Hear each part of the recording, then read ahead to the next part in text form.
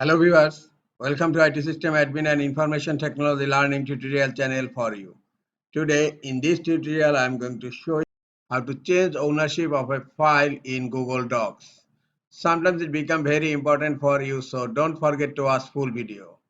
To change ownership of a Google Docs, go to your Google Docs and open the file, and in my case I am going to change ownership of this file.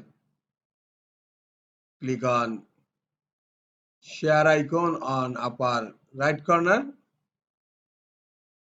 Here select the email address to whom you want to transfer the ownership, and now click on send.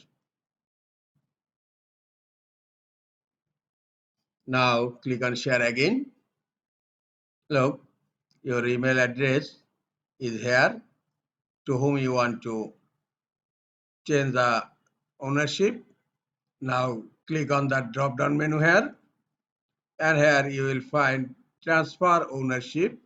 Click on transfer ownership and a notification will be opened. Make this person the owner.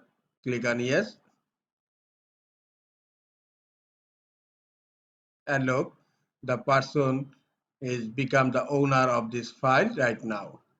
Now click on OK.